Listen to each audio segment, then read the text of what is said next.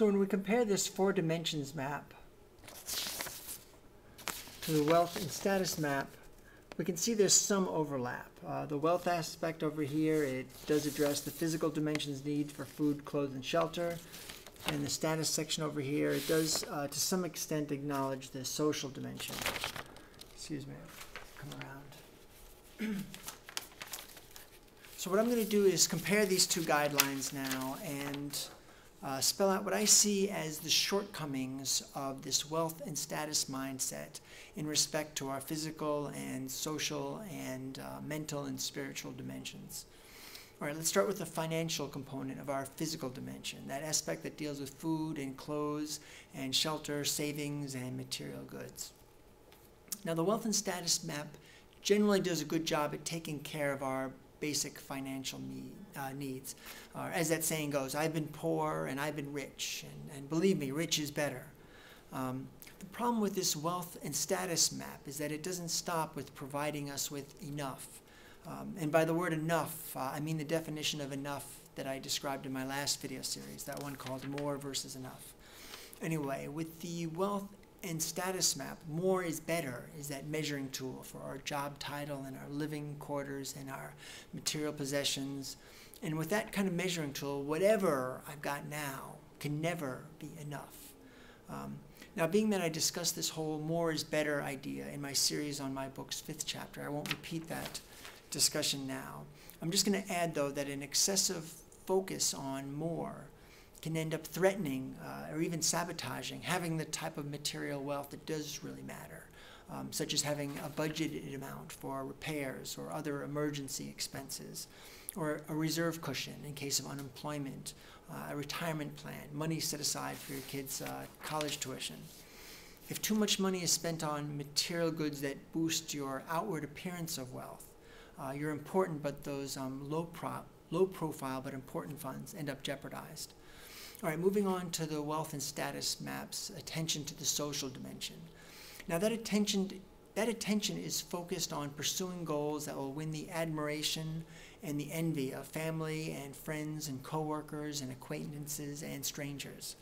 Now, having a career that other people admire doesn't necessarily run contrary to personal fulfillment, but if impressiveness is that primary reason that a particular career is chosen, that is, if your own satisfaction has to come from the admiration of others, it doesn't necessarily follow that such a job will be internally satisfying. Now, there's also issue of whether or not surpassing those around you brings about happiness for the person who's doing the surpassing. Because one-upping your family and your friends and your neighbors, well, comes with lots of repercussions. Some of them may be positive, some of them may not be. For example, a common theme in autobiographies of celebrities is how much their fame generates jealousy and resentment and false friends.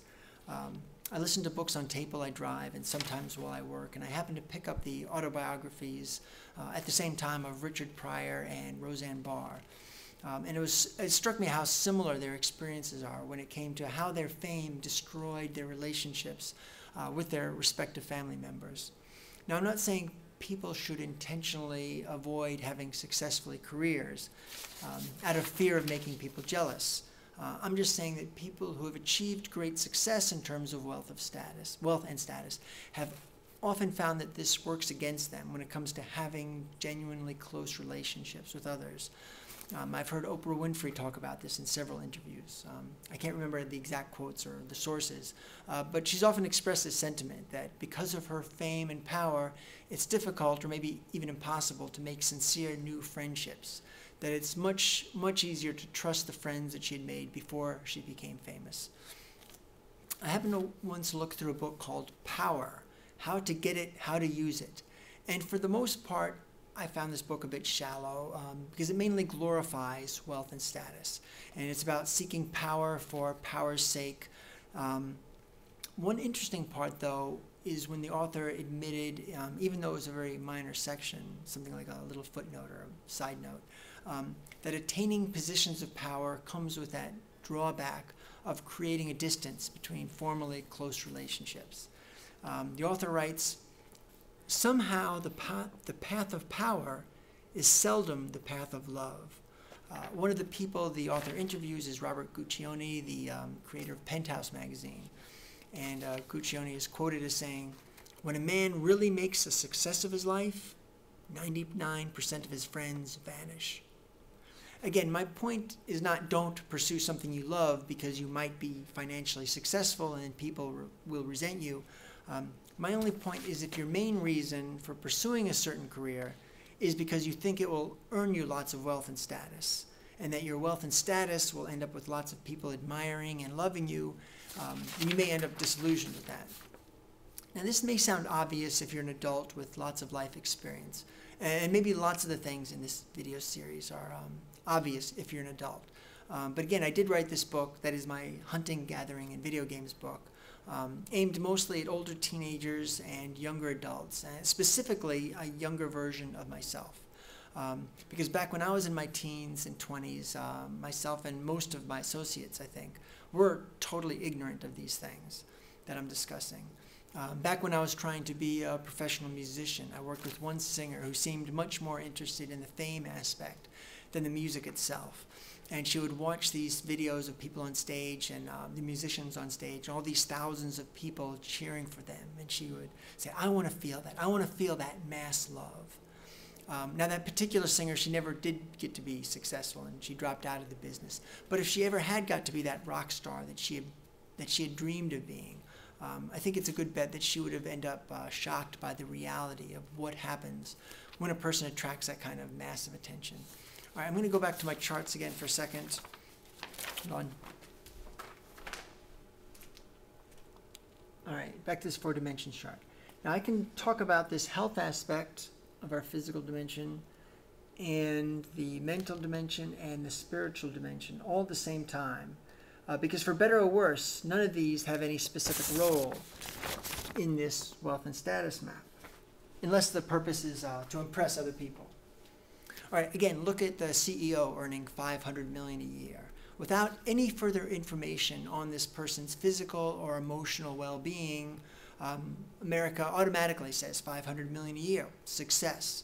Again, ulcers, backaches, estrangement from children and spouses and family. These are just not part of the typical formula when it comes to how America judges whether a person is successful or not.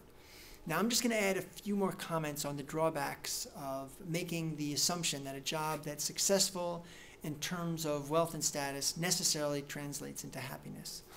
I'll start with the board game Monopoly. When I was reading the other day and I saw that the sole aim is summed up at the end of the directions. Directions read, "Richest player wins." Now, in Monopoly, there's really no measure, there's no problem with wealth from real estate and the status that goes with that wealth being the only measure of success. This is because these board pieces, they derive no joy from maintaining close relationships with their spouses and children and friends. They don't need time for exercise. They don't need sufficient sleep. They have no interest in music or art. Don't need exercise. The board pieces really can win while excluding those aspects of life. It seems like it should go without saying that achieving this Monopoly version of success is an inadequate model for real life, but it is a model that many people follow. Psychotherapist Douglas LeBeer, he wrote a book about such people, people who achieve this Monopoly version of success. Yet when they went to therapy, they discussed how disillusioned they were with their achievements because it was not making them happy.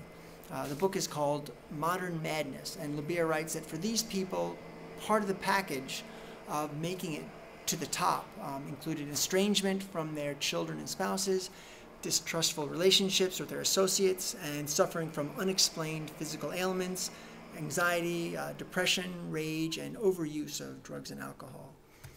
To be continued in part 4.